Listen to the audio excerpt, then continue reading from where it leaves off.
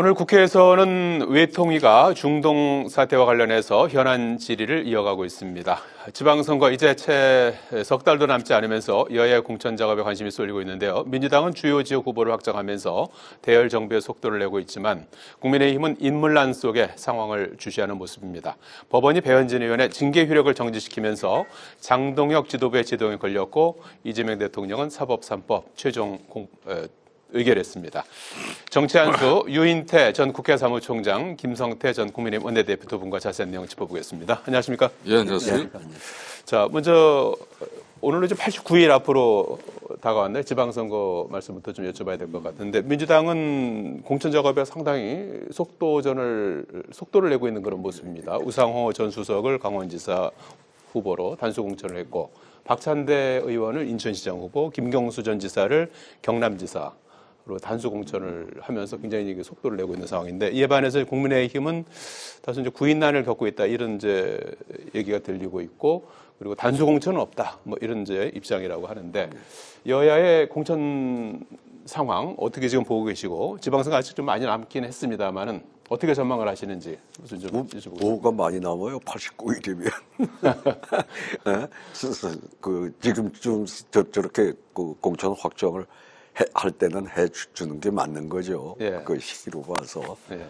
근데 뭐 우선 참 그 국민의힘 얘기는 우리 뭐 김성태 대표가 말씀하셔야 되겠지만은 예.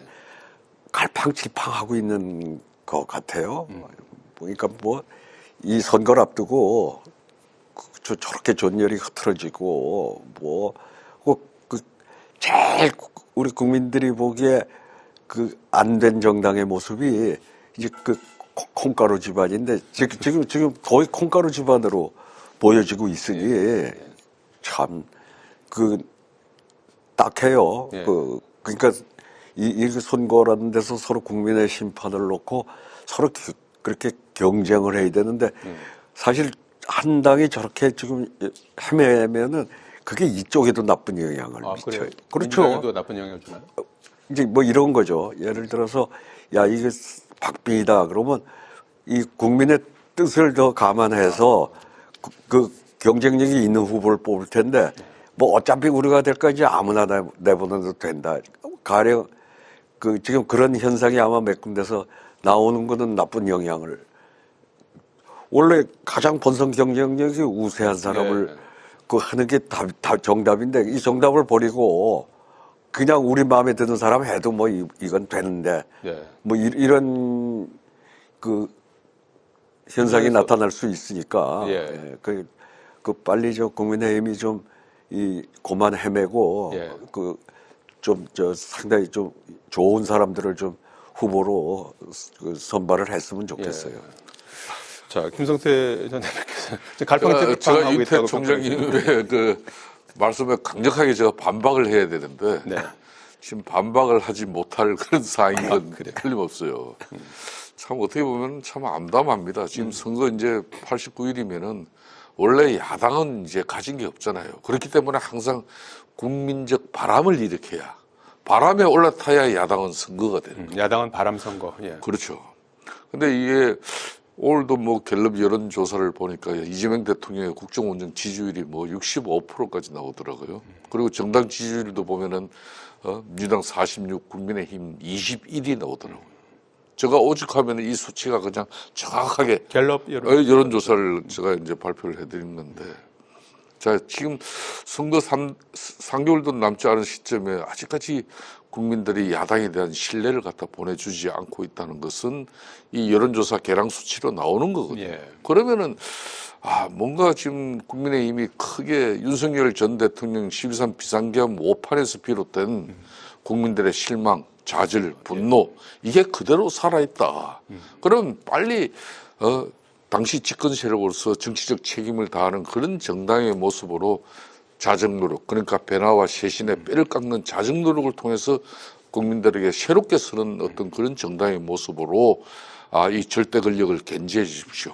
그러니까 이번 6.3 지방선거는 분명히 지방강력단체장을 뭐 기초단체장을 뽑고 강력 기초인을 뽑는 선거지만은 예. 이게 이재명 대통령 임기 1년 만에 치르는 선거이기 때문에 1년 평가입니다. 예. 그럼 지금은 이제 중간 평가는 아니지만은 견제 심리가 작동이 돼가지고 이 이재명 대통령과 거대 민주당의 입법 권력에 대한 이 절대 권력이 이번 6.3 지방선거마저도 야당이 완전히 패배해버리면은 예. 절대 권력이 이제 형성되는 거예요. 이 절체절명의 위기를 가지고 민주주의 위기입니다. 지금 사법 3법 보십시오. 이래 해야 이제 말이 먹히는 건데 지금 그러지 못한 국민의힘 사정이 제가 볼 때는 참 저도 선배로서 속이 탑니다. 속이 예. 타. 남은 기간에 어떻게 좀 뭐 변화를 좀 모색할 수 있을지 좀. 그 길에 변화라는 것은 이제 국민의힘 장동혁 지도부 대표부터 해가지고 국민의힘 의원들이 네. 12.3 비상계엄으로부터 국민적으로 책임지는 정당의 모습을 진솔하게 보여줘. 예. 그리고 우리 당이 사회적 약자 소외 취약계층을 아우르는 그런 사회개혁 정당으로 크게 변모시켜 나가는 그런 큰 변신을 아마 지금 추구하지 않으면은 예. 정말 이번 6.3 선거는 2018년 예. 상보다도 더 악화될 수도 있다고 보고 있습니다. 예.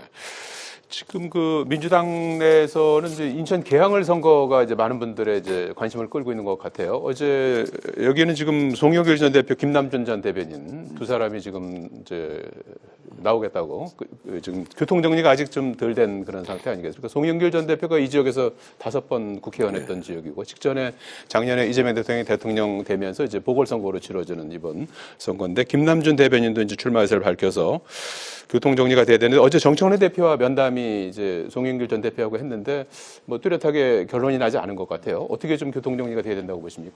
뭐 어떻게 돼야 된다.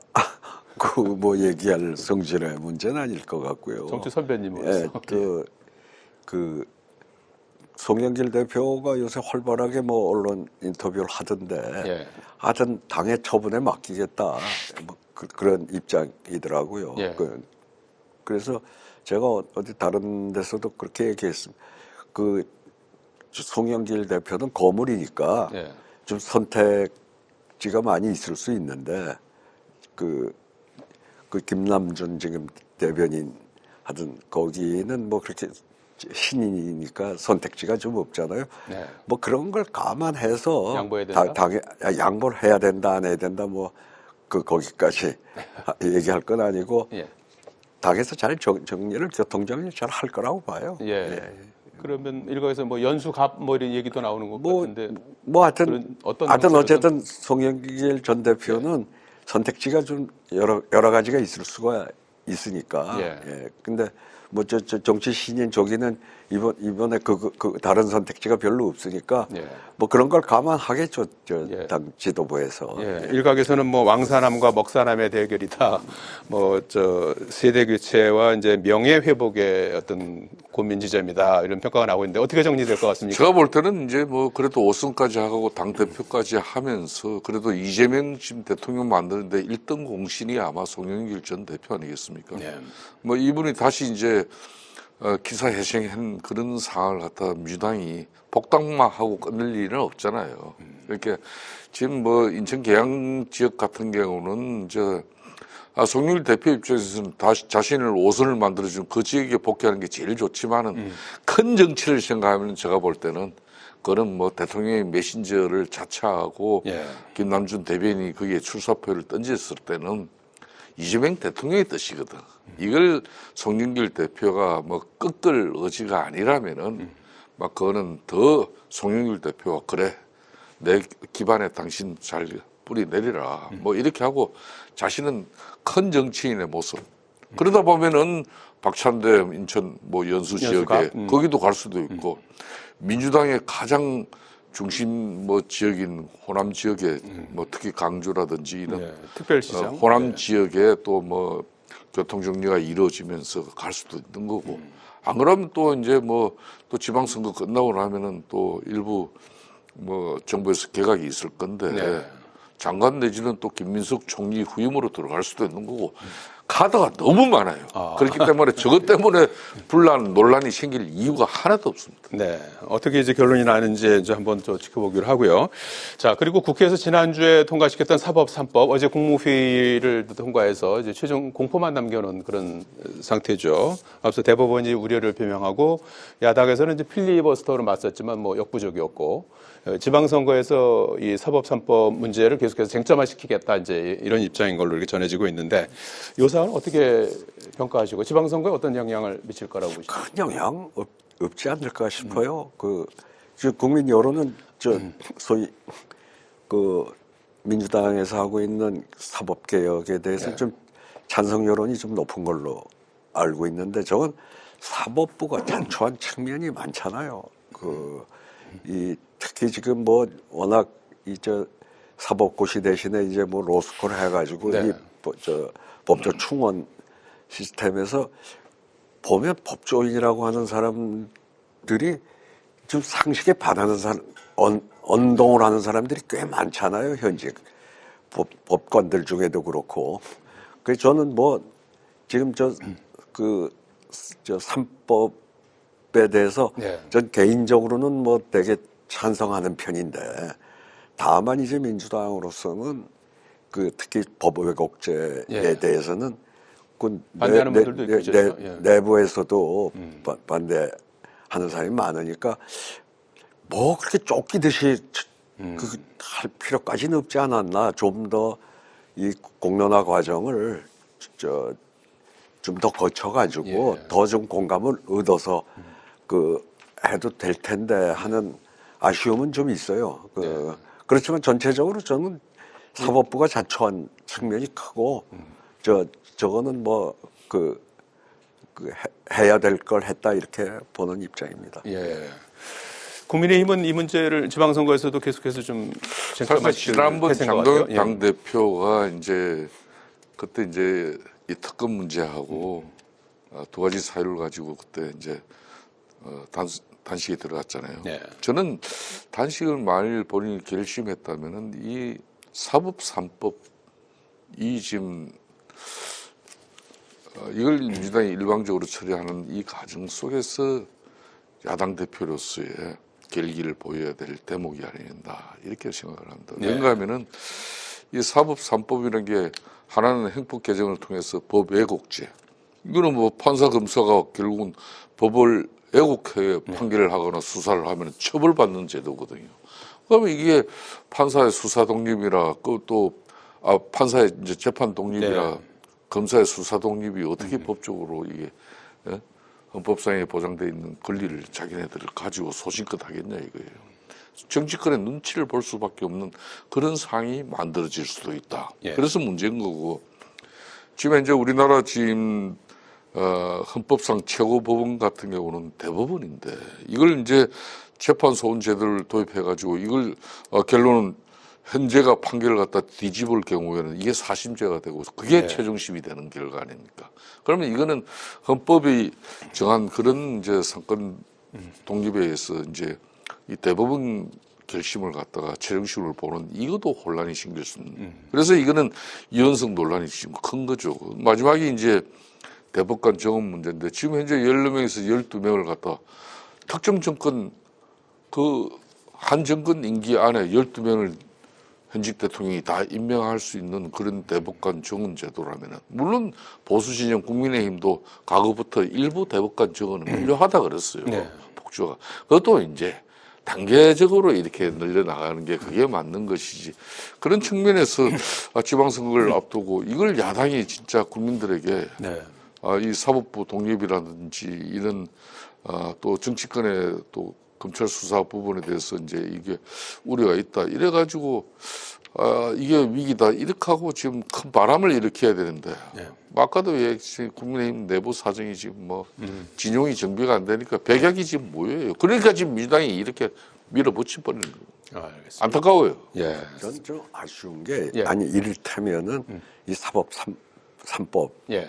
사법개혁 3법이라고 하는 것도 여야가 서로 좀 대화를 해서 아까 그런 우려가 있다 그러면 그렇죠. 예. 그 뭐 14명 증언을 하는데 뭐 조금 더 뭐 이재명 대통령 임기 내 그중에 12명을 한다는 거 아닙니까? 네. 그럼 그거를 좀 늦춰서 네. 한 절반만 하고 나머지는 다음 정권에 넘기는 쪽이라든지 네. 서로 이런 걸 좀 타협을 해서 대화를 하면서 좀 조정을 하고 뭐 이런 게 없이 아이고 그 무조건 반대고 여긴 또 뭐 막 밀어붙이고 정치가 지금 실종이 되어 있기 때문에 예. 국회가 이런 데서도 전혀 아무 역할을 못하는 게 좀 그게 아쉬워요. 예, 대화의 타협이 예. 이제 실종되어 있는 정치 상황을 좀 지적을 해주셨고요.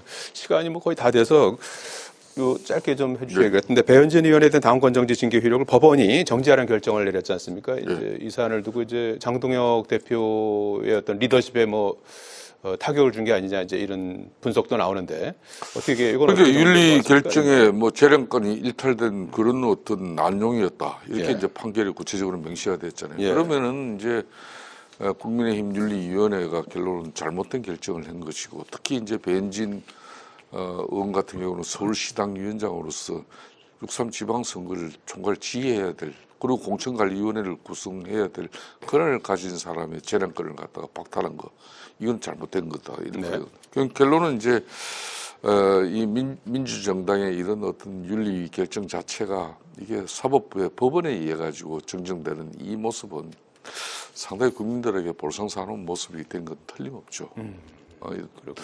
두 번 다시 이런 가오를 또 저지르는 그런 추가 징계 가능성은 없습니까? 어떻게 그런 거 하면 안 되죠. 지금 이렇게 됐는데 그걸 전부 지금 뭐 징계 정치를 가지고 이렇게 언제 당이 통합돼 가지고 지방선거를 진용을 제대로 갖춥니까? 예. 그래서는 안 된다고 봅니다. 예. 법원 결정 어떻게 보셨습니까?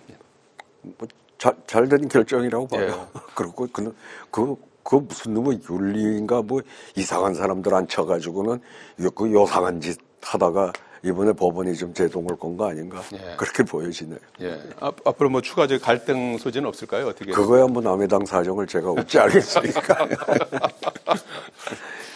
자, 오늘 말씀 여기까지 듣겠습니다. 고맙습니다. 네.